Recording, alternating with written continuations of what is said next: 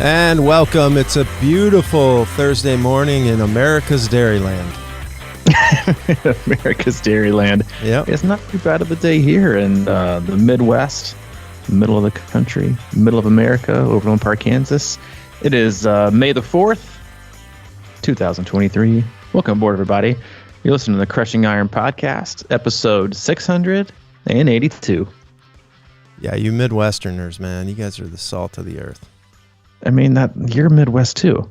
Oh, yeah. That's right. I mean, in Wisconsin, humble brag. I'd really like to see a map of what's considered actual Midwest, because some people say, yeah, I'm in the Midwest, and I'm like, no, that's not the Midwest. I know, it is kind of weird. I mean, we're sort of right in the middle of the country. I guess it's because Michigan they consider themselves Midwest, I think. Yeah, sort of like Great Lakes is where the center. Yeah, your Great Lake area. Let's be very clear. Kansas, that's a no-brainer, right? Alabama, South, California, West Coast, Colorado, Mountain. Okay, we got it. We get it. You're almost far west, man. Some states are fringe. But you know what?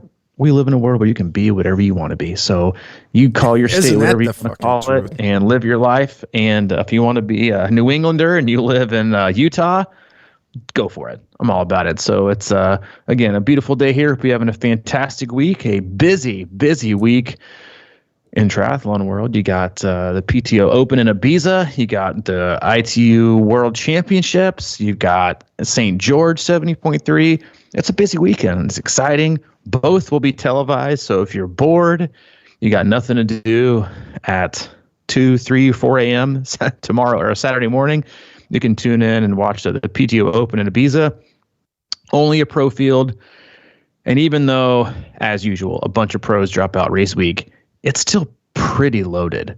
You have the last three, well, it's four technically, male gold medalists, I believe, are four. Yeah, and with Jan Frodeno, gold medalist, Blumenfeld, gold medalist, Alistair Brownlee, 2-time gold medalist. I mean, which is kind of unreal. The women's, it is, I would say, on paper, outside of what kind of form they're actually in, it's one of the top 2 most loaded fields I've ever seen. Wow. And I think it's going to play out really, really interesting. I won't go into that too much, Jay, because I think most people who listen to our podcast aren't too into professional triathlon, but it should be fun to watch if you want to get up there early. If not, then sleep in a little bit and tune into St. George 70.3. It does have a pro field, and that I think kicks off at 6 a.m. Central Time. So great venue, great places, busy weekend, and a busy racing season as always. For those of you it's your first time tuning in, welcome. We appreciate you giving us your time. We know you have quite a lot of options in the triathlon podcast universe and just podcasts in general. Tons of valuables. We appreciate you tuning in today. We cover it all. We do swim, bike, and run specific podcasts. We do race recaps and also a lot of race previews. But for the most part, Mike and I, as coaches, athletes, best friends, we just sit back, relax, have an open, honest discussion about what we're going through in life, not just as human beings on this planet, but also as coaches and athletes ourselves. We also talk frequently about what our own athletes are going through. Mike and I work with a wide range of athletes all across the globe, from beginner level triathletes looking at the very first 5K or sprint triathlon, all the way up through elite level amateurs trying to get back to world championships, and everyone in between from all over the globe. And we'll use the feedback loop we have with them and Training Peaks, emails, text messages, and the like to drive the discussion of the day. We also frequently utilize our Facebook group like we did on Tuesday. You can search that, Crushing Iron Group. Answer one simple question. We'll let you right in. Awesome people, fantastic community, solid resource in a sport that can oftentimes be way overcomplicated and quite confusing. It's a safe spot with solid info from great people willing to lend a helping hand. So tune in there. If you have questions, ask them. You'll get solid answers, I promise you. And don't be a lurker, participate. And we'll go in there about once a month or every 3 to 4 weeks and do a little bit of Q&A, take questions from our audience, and then answer those on air to the best of our ability and get through as many as we can. But that is it. We do not do sponsors. We do not do ads. And we are not the triathlete gossip column. We just want you to have a happy and healthy endurance sports journey. That's very nice, man. Thank you. So if you're out there and you are a little complicated or confused and you got a big race coming up. You are complicated. This sounds like a 1987 Craigslist ad. Yeah. Or like on the dating field. If you're out there. It's complicated. complicated and you feel unheard and alone, I'm the guy for you. Please call 789-245-3721 and ask for Larry. Larry, I love Craigslist. Is that still around, Craigslist? I have no idea. No clue. I feel like it probably is, but I feel like it's probably just like a front for the dark web. Yeah, there's no doubt, man. There's a AOL infiltration is everywhere, man. Yeah, I bought my first tri-bike off of Craigslist.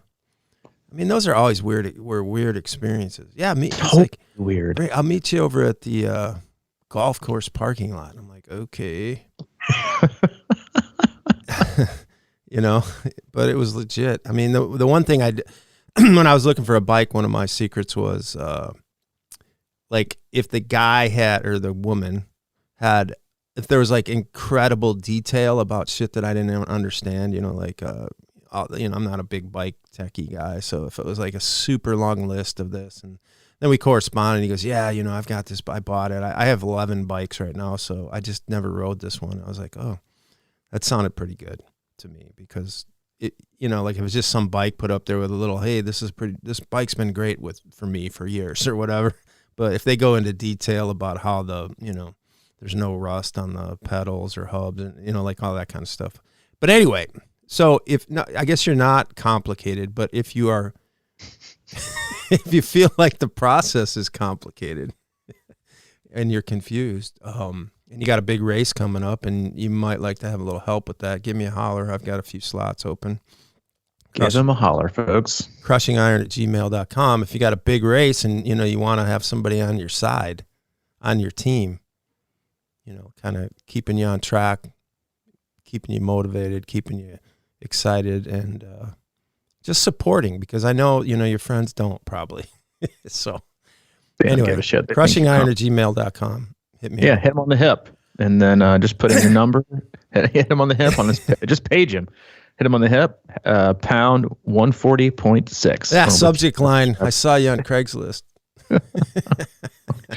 Hey, I'm not complicated. We hope this podcast isn't complicated, but listen, this intro is, I know, so different from, like I listen to other podcasts occasionally, just like strictly for.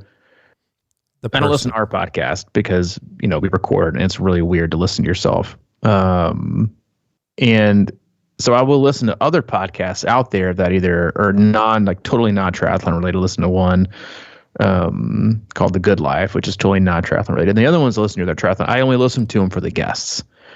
And period.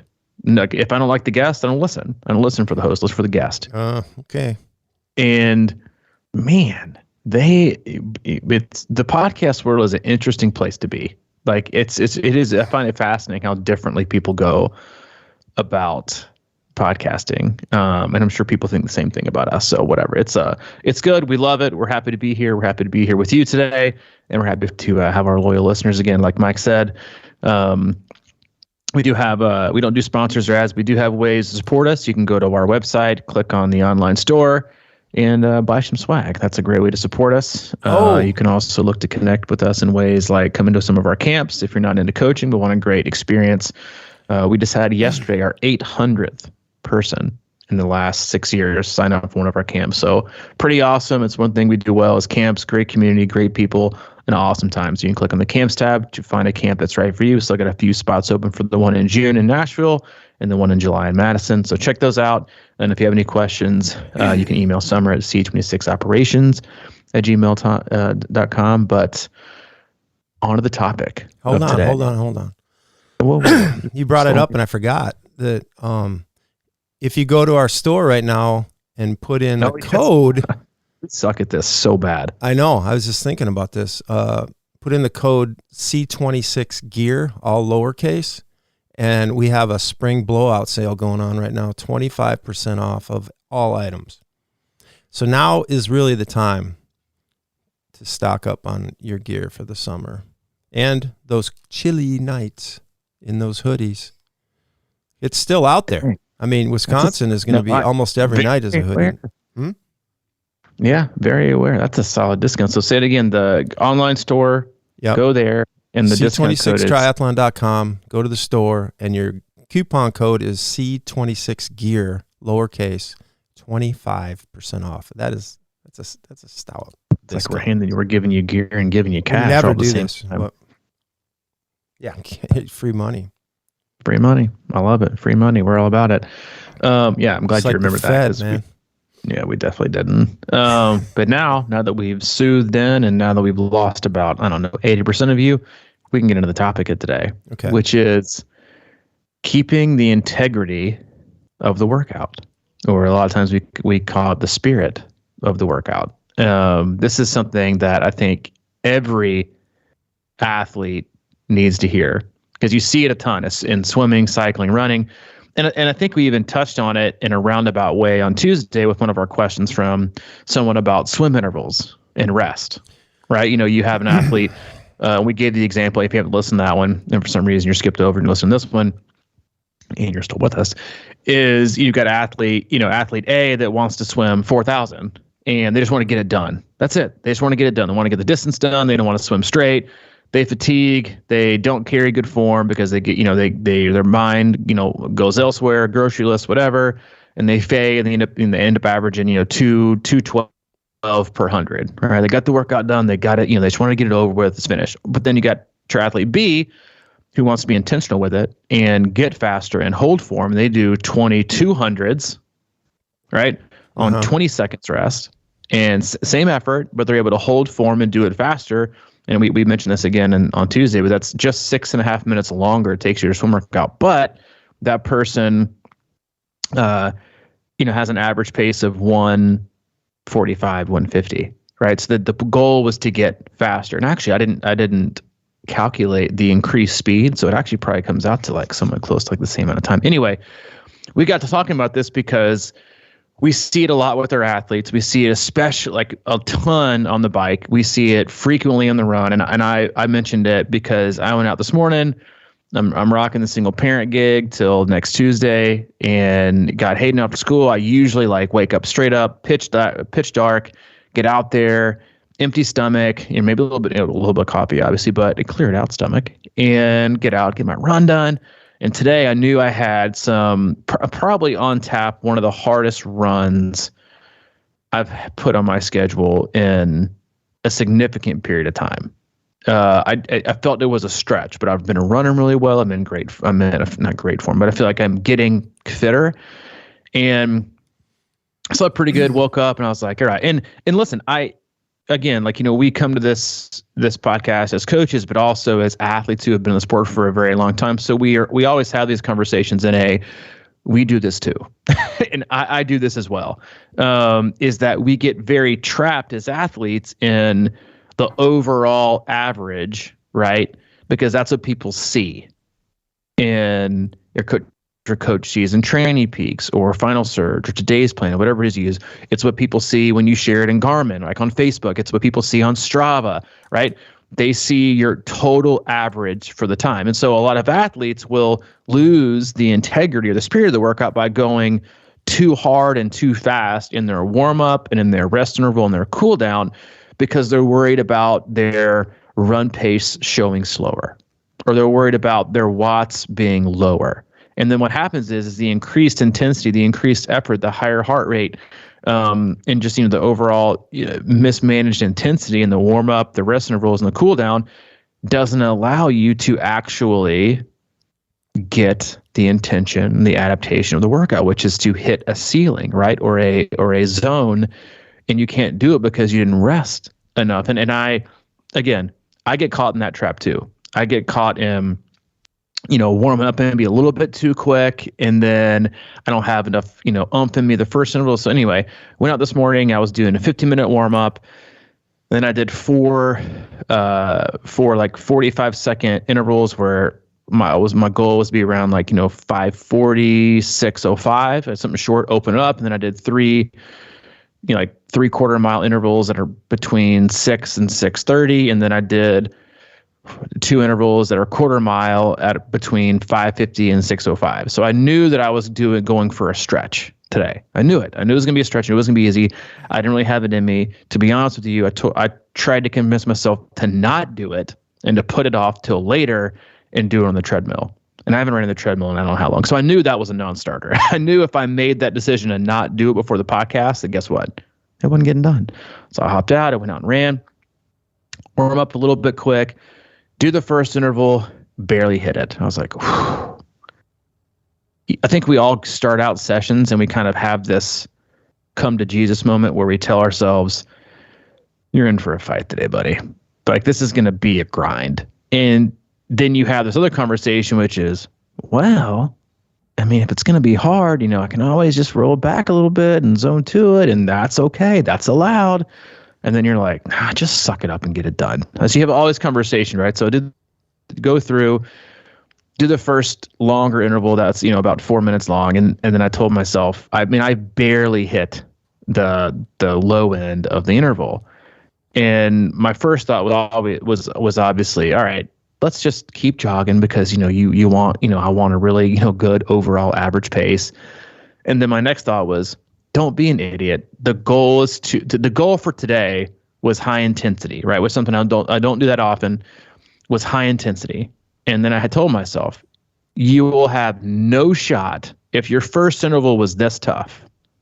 You have no shot in hitting the rest of the intervals unless you walk part of the rest interval, the recovery, whatever it is. Even though you didn't plan on it, the only way for you to even come close to hitting the spirit, right? Not just the interval, not just the zone, but the intent of the workout was to work high intensity interval session, VO2 max, very, very high end. You won't even be doing that if you even try to run all day recovery. So I walked the first minute and I did that all the rest of the intervals, and I was miraculously able to come right under like 2 or 3 seconds, barely in the zone to every interval. It was a win, total win. But there's no way I would have, because to be totally honest, we'd like to do this because you and I like to always, make sure people understand that we continuously go through the same things that athletes do, and we're not perfect and we're not, unhuman, and, we feel pain and we have self-doubt. I did the first interval, and it was such a fight to barely come in under, like, in the zone that I want to be in, that I told myself as I was walking, I said, just call it a day. Just call it. Yeah, just call it a day. Like, you didn't feel good. You knew you wouldn't. So you got that affirmation. You got it. Just don't do it. I wasn't hurting, right? I wasn't hurt, right? My lungs are burning. My face was red. My legs were trying to get their turnover in. But I did, the first thing I told myself was, you call it in, man. No one's going to know. No one's going to care. Most people are like, but you know what? You've been running great. It's fine. But then I had the kind of same conversation I think I talked about last week, which was I didn't care about the intervals. And if I made it, I cared about putting in the effort that I told myself I would put in today. And the only reason I knew I could do that was, again, going back to not racing like as much as I used to do, that it's hard for me, I think, to get back into that no fear race, take no prisoners, like, mentality you have to get the most out of you, because it really is something that you only feel in a race, right? And so I was like, just going to do it. And so anyway, long story short is that the only way I was able to hit the intervals and keep, right, even though I barely got in under the pace, I still nailed the workout from that aspect. But if I had been more concerned that first interval with, or one, if I'd have been most concerned with not hitting the intervals and just called it a day, I would have got nothing done. Right? A little bit done. Second, and most important on the topic for today, is if I had been more concerned with, well, if I walk the first minute, my average overall pace is going to slow down from 8:05 to 8:10 to 8:15, and that's just not going to look good. And then, but what would have happened is I would have bonked and then not finished the workout, or I would have not made any of the sessions. And you see this a ton. And you and I talked about the Money workout, which is a very popular workout that we do. Where you do 15 on, 15 off, 30 on, 30 off, 45 off, so on and so on, up to 60 to 90, ladder back down.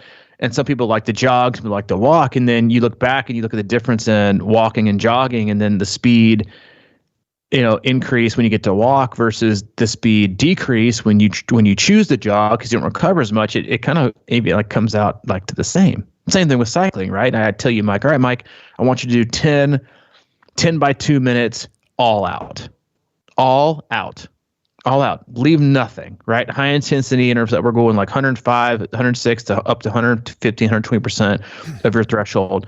I want it going. But then on the recovery, easiest spin possible. And what so many athletes do, again, because everything is synced, people want everything public, every thumbs up and hearts and notifications and rounds of applause and standing ovations for every fucking thing that we do, that, man, but you do the warm up, again, probably a little bit too hot. And then you do your first interval. And Mike, let's say you do 300, right? You knock out the 300. You're like, man, I am looking good. And you also, you look at your average power and you're like, man, if I could end this workout with an average power of like, 220, I'm going to look like I'm getting faster, fitter. People, they notice it. And like, this is going to make me feel good, right? Make me feel good. And so instead of taking the rest and recovery easy, down in like the low 100s, you're just barely spinning your legs, right? And watching your average power drop and drop and drop, you decide to just do kind of a steady zone 2 because you don't want your average power to drop a lot. And the next interval, you do 295. The same thing again. Next interval is 290. You're starting to fade because your recoveries aren't recoveries. They're steady state. They're zone 2. They're moderate. Same thing over again and over again. Versus the person who takes it seriously and does 300 and the recovery is like, 105, and then they build their way through. Well, that person might not have the highest average power, but their normalized power, again, the physiological response that you want, that you're looking for, will be so much higher. And it's the same thing with the first, comparison analogy I gave from triathlete A and triathlete B is a person that swims 4,000, right? And it might get done a little bit quicker from a time standpoint, but slows and fades and has bed form and swims slower versus the person who swims faster and quicker with good form. What are you trying to get at? And so I think, again, it's a great reminder, a solid topic, no matter the time of year for every athlete, is honor and respect the intention, the integrity of the workout, and what it is exactly you're trying to get out of it. And there really is no such thing as too easy of a recovery. If you really want to get the most out of it, the best example I can give is if you're trying to dunk a basketball, right? Like you don't just sit underneath the goal, right, and just hop back and forth. You're not going to get any higher. Not any higher. You want to you take a step, you walk all the way back to the free throw line, probably even past 3-point line, right? And you sprint and you jump as high as you can, and then you barely get the rim, and you're like, God, but I think I can do this. If you really think you can do it, do you just drop back to the ground and jump again? No. You walk around for a few minutes, you stretch out for a second, and you go to the half court, right? Then you sprint as fast as you can to try and dunk. Like, you take the time that you need to do it right and to get it done. The point isn't to rush through. The point is to do it right, and the point is to do it better. Well, if I may, I think I'm going to take the opposite side of that coin, because that's what happened to me yesterday, and it happens to me frequently. As you said, I'm just a aging triathlete trying to stay healthy and trying to get faster. I never said you were an aging triathlete. You maybe you're complicated, but I never said you're an aging triathlete. I didn't mean to say that you said it, but I am, but I'm just trying to stay healthy and get faster and do everything like everybody else. And, coming from, we talk about sort of the sports of hockey and baseball and stuff like that I played. I was never in the endurance world. So my inkling is to always go hard when it's, the integrity of the workout is easy. So yesterday was a great example. One of the good things that I've gotten in a weird habit of hitting my watch and then walking the first minute. And it's been very difficult to do that because, like you said, everybody's got that average in their head, and I still do every single time, no matter what. And I'm not on Strava, or I don't post anything anywhere. I'm kind of more the guy that likes to sneak up on people than to act like I'm somebody I'm not, with the overposting. So that's just always been my philosophy, is like, I need to stay within myself and prove things to myself more than just say, hey, look what I'm doing. I used to do that, like it's so tempting. And when we started the whole thing, it was like, hey, everybody on Facebook that doesn't give a shit, look what I ate today. And then I ran for an hour and 10 minutes. Take that to the bank. Everybody's like blocked, but, so yesterday I went out for a easy 40-minute run, with strides, and I started after my minute walk, I started jogging a little, and, my right knee hurt, my left knee hurt, and my, lower abdominals were a little painful. Weird pain that I hadn't felt in a long time. And, a couple other niggles, and I'm like, Jesus, here we go. So I went out and started easy, but it was probably a little bit hot as usual. And then I'm like, all right, just chill, man. Just chill and put this thing. I don't always do this, but I put on heart rate, and I was kind of just looking at it, trying to manage it. And I'm always about, I don't try to nail a number. Usually I try to be in a little bit of a range, and I'm like, okay, that looks good. It's probably about right it's a nice day. It's not hot. It's nice and cool. Sun's out. And, so I start jogging, and I'm going, and I'm like, 15 minutes in, and I'm like, all right, it still hurts a little bit, and slow it down, just keep it chill, and don't hurt yourself, right? Don't push it too hard.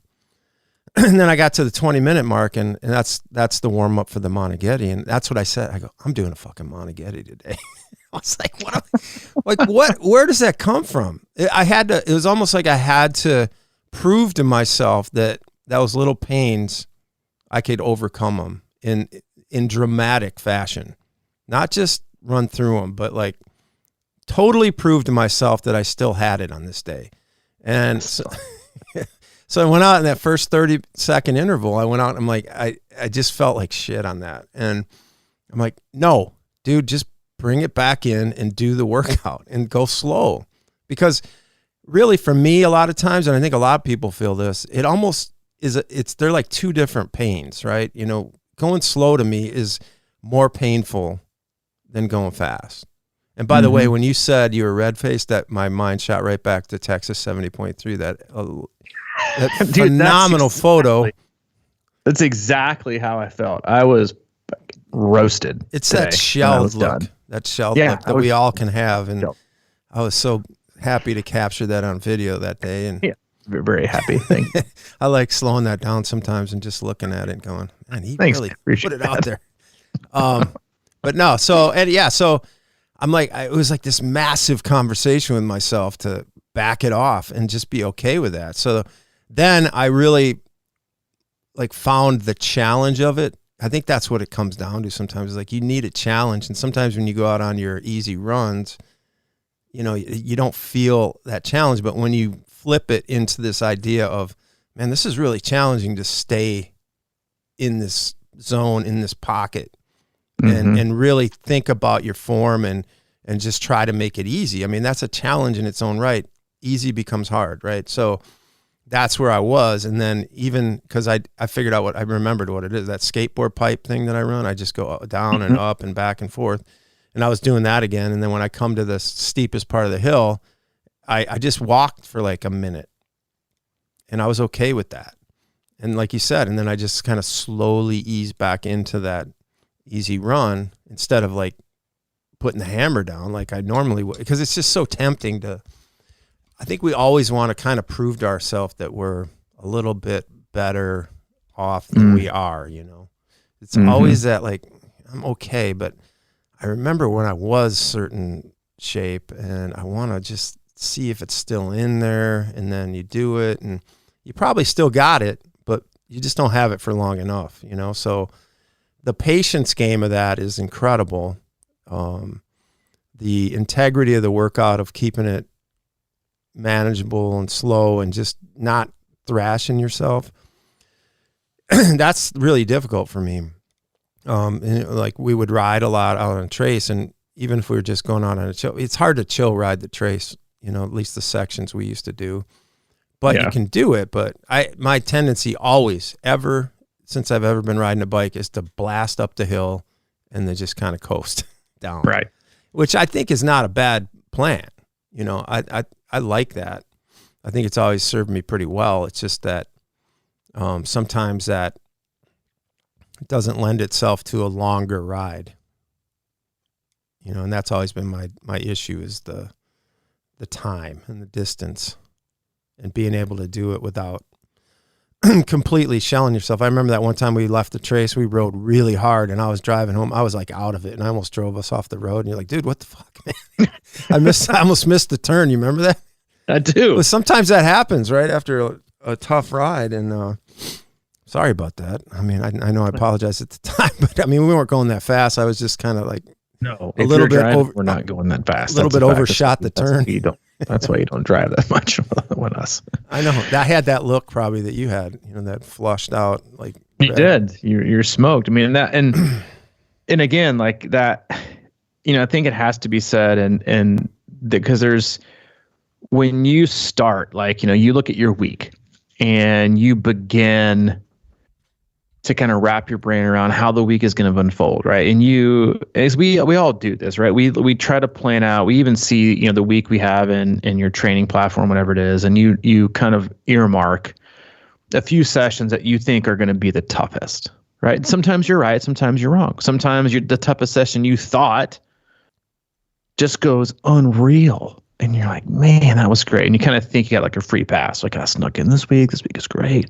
And then you look at and then like the 40-minute run on a Friday you thought was going to be, you know, cruise magoos. You go out and after 10 minutes, you're like, oh my God, I feel like shit.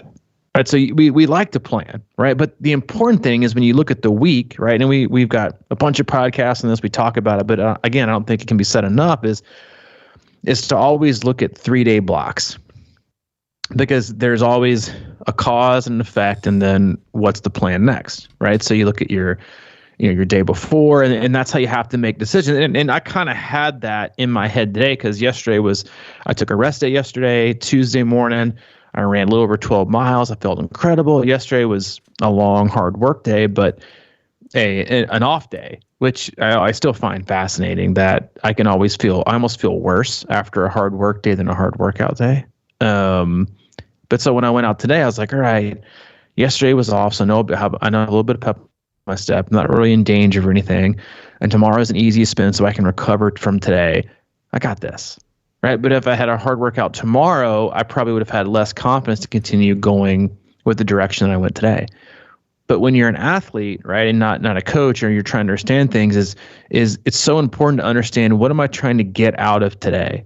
But that what I get out of today is only going to, you know, be absorbed and, you know, have the adaptation want to, if I'm able to absorb it, and if I was able to start the session the way I needed to, right? So when you screw up sessions and you go too hard, like there's always an argument with so many athletes about quality versus quantity. Yeah, I'm an overquality guy. Like I just run hard, bike hard, swim hard, and that's what I do. And I race slow. But anyway, I that's what I do. I like the quality over quantity. I don't like the zone 2 stuff. And you're like, fine, whatever, call it what you want. But you know, the fact is that what'd you say? People say that. The quality over quantity. Oh yeah, I'm more of a quality guy. Like, what does it even mean? Right? Because what you're saying is that, and again, this goes back to like the point we're trying to make is that quality is only what you actually get out of it. If you are overtrained and your warm up was too hard, or the day before session was way too hard, then your quote unquote quality today isn't going to be quality. It's going to be shit, because you aren't ready to absorb it. And then you aren't going to be able to go as hard. So not only are you not going to go into it fresh and go hard and go high and and do the work that you're supposed to do today, right? But you are going to go into it under-recovered and then underperform, which is going to leave you even more shelled the next day than if you had came into a workout fresh, ready to overperform. And that's just a really hard concept for age groups, for athletes to wrap their brain around in the society and world we live in of constant comparison and PRs, and you know, you have a new March 30th course record on this one strip of road in your neighborhood of all odd years. Congratulations. Here's your medal for today.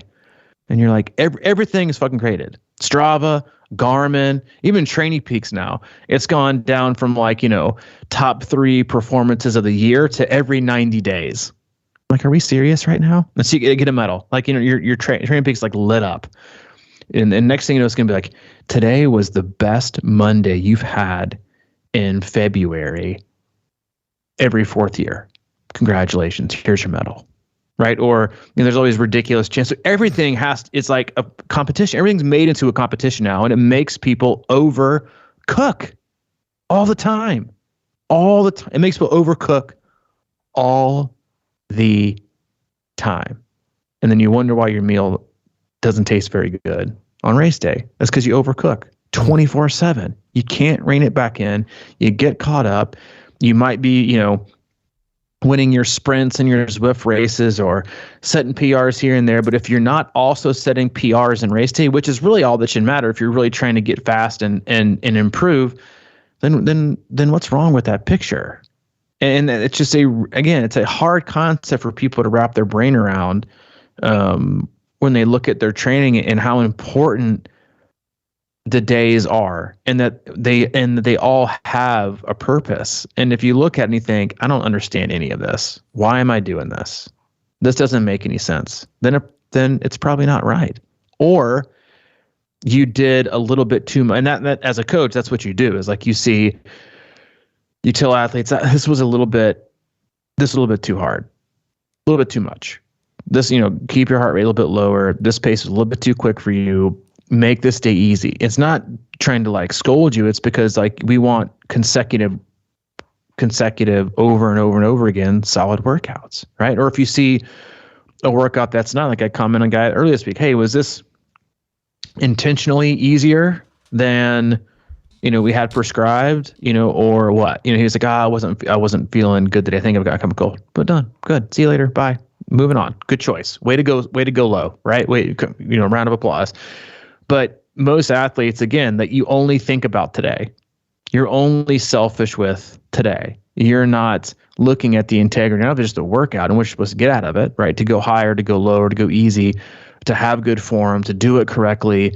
You're more worried about, beating your last time on this route. I'll be honest with you. I know none of that. None of it.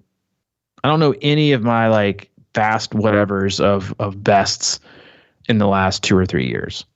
Or even when I'm training, I look at them like, you know what? This is pretty good today, and we move right on. But the more you get caught up with comparing, the more compelled you feel to contend. I'm going to say it again. The more you are drawn to comparing yourself each day, the more compelled you will feel to start every workout and during every workout to contend with yourself, against your buddies, against the field, to promote on social media. That is what happens. And that is where races and PRs go to die. There's a famous quote, I think we've said it before. I think it was from Jack Daniels, not the bourbon, but the run coach. And he said, don't leave your race in training. Because especially runners, so many athletes leave their race in training. And you can see it. There should be a sticker or a stamp that you can put on when you go through and you peruse the Facebook pages for these races. When you got 4 months out, you see Bobby J, and he's posts his screenshots of his weekend. He's 6-hour bike ride, 2.5 hour brick run with a 20-mile the next day, and you can just kind of stamp left his race in training. There it was. Because that always happens. Always. Because we get so caught up in contending and comparing, and then on race day you get so frustrated because you can't figure out why the fuck you can't be as fast in the race as you are in training. Yeah. And it's hard to get people to wrap their brain around that. And that's why you have to have trust and understanding and buy into the process. And then remember that race day is the goal. Race day is the goal. Are you going to be more distraught with a crappy race or a crappy Wednesday? You choose. Yeah, that's really interesting to think about, because there's like I said, I think I have a tendency to do that sort of thing. I not really compare my workouts per se, but like maybe go a little bit harder than I should. And then you kind of historically see the consistency not there. And over time, like I think what I do is I sort of build up tenacity or something. So like a lot of times in my workouts, I look for race moments or race feels and things like that. And I'm like, okay, this feels like shit. This is kind of how I'm going to feel at mile 18 or whatever. It's just like, how are you going to get through this or whatever. So I practice that sort of thing a lot, which I think there's some value in that, to like associate and be prepared mentally for feelings and figure out solutions. But that said, there's been many Ironman races when I've been on mile 18 and just, everything I got to hold on and just using every toughness bone that I have from my mom and her side of the family to get through that. But then there's always somebody that looks like they're just fresh and, I'm running, I'm kind of keeping up with them, but they're just dropping me by 10 feet every city block, and they're just, you can tell that they have prepared for this in a more patient sort of way. And it's just starting to show, and they're just pulling away. And I'm fading. But, so I guess the whole question I'm getting at, and maybe this is a whole nother topic, is that understanding that you're not done and you got more in you. You have to kind of learn that too, I think. And how do we learn those sorts of things in training, because I think maybe sometimes what happens is that people end up going too hard on race day. They haven't experienced it really. You know what I mean? So it's like they haven't felt that feeling, and don't know what to do with it, but they might have something left, but they think they're cooked. So those are all interesting psychological elements for me too, but I do think, training for me, if I could be consistent from now on through the race, I think it would show up a lot differently. I mean, that's true for everybody, right? I mean, but that's also again, like how hard it is for when you think about, how impressive it is when these, athletes toe the line or jump in the pool or, step on the court or whatever it is in the Olympics. Like their focus for 4 years has been on being the best they can be on one day. Yeah. One day. I mean, it's insane. To me, that's just as, if not more impressive than the physical feat they have every 4 years. It's unreal to me, and how they can compartmentalize and focus on. But when you talk to, you listen to some of the best athletes in the world across all sports talk, like they don't talk about getting hung up on a day or being so destroyed because my run didn't go as planned today. Like that, to me, that's always a huge red flag. When people get so caught up and so, bent out of shape and mentally and emotionally,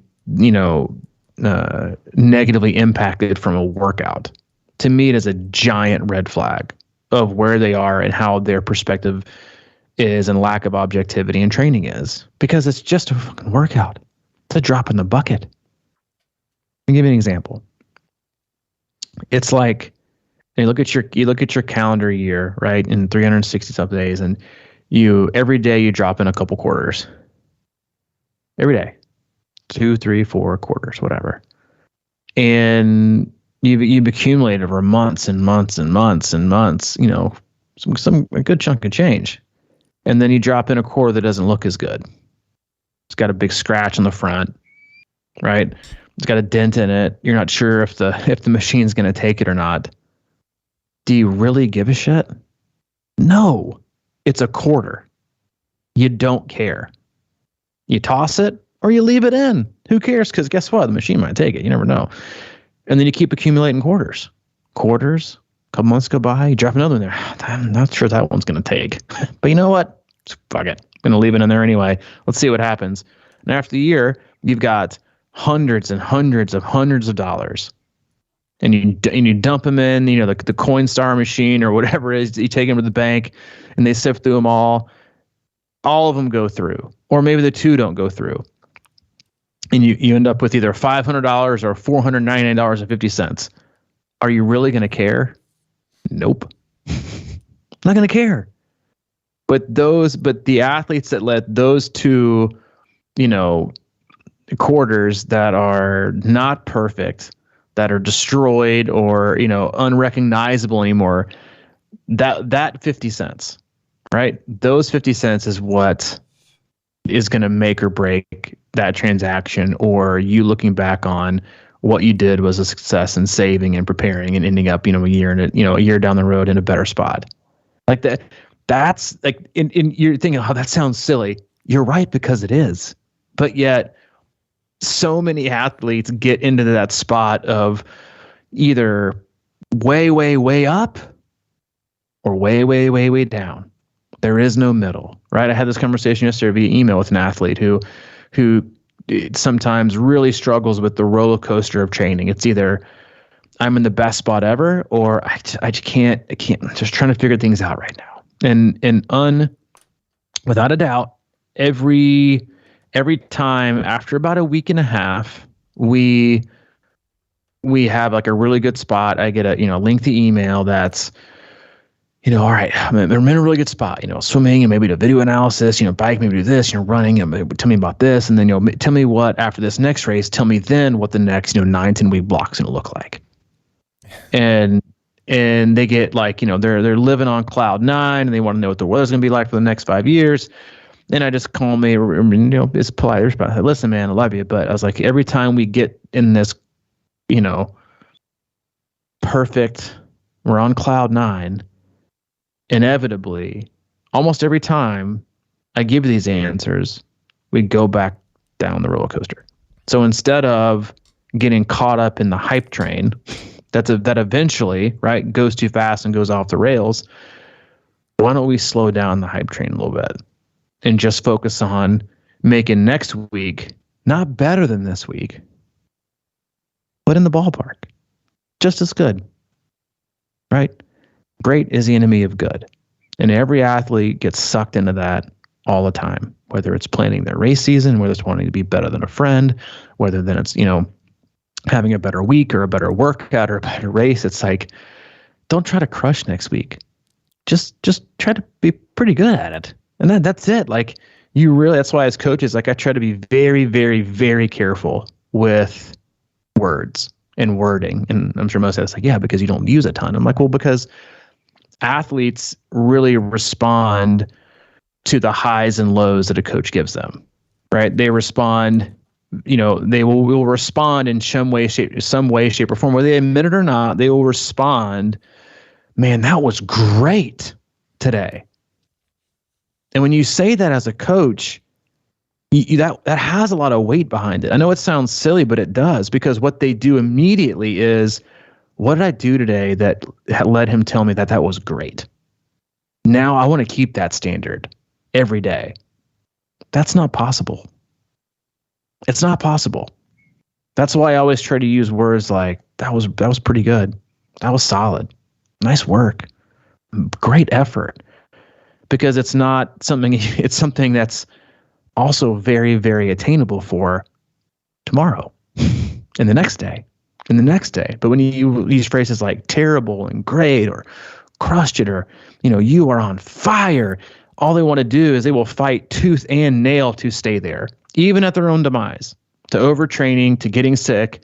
That's why you just have to be very, very careful as a coach of the words that you use and how you use them, because they are like gold for athletes. And so you can't, that's why I try to always kind of stay, even keel, because you can't. And another quick story, I'll shut up, but had an athlete that just got done with, Ironman Texas and had a really, really, really awesome experience and had a great time. It was, very, very, was super, super excited. And we're kind of, joking joking back and forth a little bit, and they kind of say, I'm not going to lie. I said, after the work we put in and the things I did, I kind of feel like a badass. And I just kind of politely said, let's not go there yet. Just kind of like, let's slow the roll. I'm proud of you. We did good work, but I think my exact response was, they said, so basically I'm a badass now. And I just said, sure, period. And I just said, we're on our way. Let's not label ourselves a badass. Cause again, it's and as a parent, you do this too, when you choose how to recognize accomplishments with your kids and how you praise and when you give affirmation, because they take what you say very, very, very seriously and very to heart. And then they expect that the next time they do something. And if they don't get it, it's a giant letdown. And so you just got to be very intentional, both as a coach, but again, going back to the topic of the day, very intentional as an athlete about how you approach things, what you do, how you respond, how hard is the recovery, how easy recovery, what is the intention of today, how does it complement what I did yesterday, and then will it impact positively or negatively what I do tomorrow? And again, it's all things, it sounds like a lot to think about, but it's not. It's just kind of like, it's going with your gut instead of your ego, which is, again, with like all things in life, with all people, myself included, a lot easier said than done. Yeah. And quickly, we talk about cornerbacks in football a lot and short memories. And short memory, yeah. That's where I think this is all at. It's like, I think we get kind of addicted to the high of a great workout or something like that and addicted to the low of a bad one. And it's just so powerful to be able to walk away from whatever it is, take a deep breath, and then just do the next shit in your life. Because, harping on workouts, like you said, is it's not a really good path to consistency in my book. You kind of want to make everything look good on paper, but like yesterday, my run on paper looked like shit. But for me, it was just a nice little effort. And it sounds like the same thing you had this morning is just be happy with what you did and know that you got it done and just move forward and be in the moment. Because if that work, that's the thing is like, shit, this is going to be out and people are going to be looking at it. And I'm thinking, I hope that they don't see it because now whatever it is, that shit gets in your head, man. Even a little bit. And then it kind of triggers a little response. It's like, damn it. I just don't have it. I don't know, whatever. And, I just think it's so powerful to be able to walk away and just say, oh, I just had a run, and then leave it at that. Yeah, and laugh it off. I said that. I had a couple people, hey, how was your run? I said, I got destroyed. I got fucking shelled today. I did not own the day. I felt the exact opposite that I did Sunday when I got done running. But I was like, but that's just how it is. It's like you just let it roll off your back. And I'm not like trying to make light of the situation because I'm still proud of my effort, but I'm like, it bent me over and whacked me. That's just how it is. We all get it. We all get it some days. That's just how it is. Like we'll leave you with this. And it's like you can do everything you can to prepare. Like I was, trying to get Hayden ready for school this morning. I want to get my run in. I want to be on time for the podcast. So like I went to the next level in preparation this morning.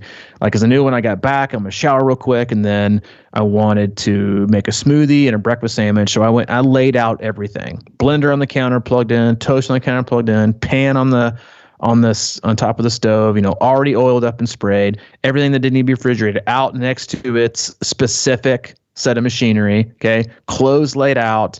I was ready to do it. I was ahead of schedule, got in, bam, bam, bam. I'm on moving too quick. I'm like, man, I am on fire. This run killed me, but I'm feeling pretty good about myself. Pack up the blender, pack up the protein powder, turn the corner, open the pantry door, bam. Protein powder, floor. I yelled out the biggest expletive, and then I just started laughing because I was like, all that preparation you did, right, to get ahead of schedule, right, to be on point, has now totally been negated because you got to clean up protein powder, which is it's like one of the hardest things to clean up when it skids across like the hardwood floor. And I sent you a picture, and I was like, and you were like, you want to go? You wanted the podcast tomorrow? I'm like, nah, man, like it's just protein powder on the floor. You didn't let Spilling coffee ruin your day. Just protein powder on the floor, right? It's just a big deal. We'll sweep it up and do whatever. But it's like, we try so hard to plan and predict and get ahead and create easy stuff for us, but somehow life is still, it's like, spilling coffee grounds. It's the same thing. It's like just some of the hardest things to get up. And it's funny. You laugh it off, and it's a lot better than stewing on it. So if you have a bad workout, you have a bad day, you overcook your eggs, whatever it is, just laugh it off and move on. Don't hop on Facebook and bitch and complain about it. Just laugh about it and move on. It will create a better day for you and a better attitude and an easier way to deal with all the things that life can throw at you. Hope that you enjoyed what we threw at you today. And if you have a workout that you haven't done it yet, look at it, absorb it, understand what it is you want to get out of it. It's supposed to be easy, go easy. And it's supposed to be hard. Allow yourself the opportunity to go hard, because it's hard for a reason. Don't make it medium, right, or mediocre by making your easy too hard, and that makes your hard too easy. As always, we love you. We appreciate you. We'll see you next week. Go to our website, c26triathlon.com. It's our one-stop shop for all things coaching, camps, and community. Click on all those tabs to figure out if we got something that you like. And please don't forget the amazing discount code when you click on the online store and you go and check out after you bought a water bottle, a swim cap, and a hoodie, and a visor, all lowercase C26 gear. That gets you 25% off. If you have any questions or you need anything, or you find yourself a little complicated, reach out to Mike, CrushingIron@gmail.com. And if you have a way to hold on to your protein powder a little bit better, email me directly, c26coach@gmail.com. We'll simplify this shit. Yeah, we will. See you, dude. All right, buddy. See you.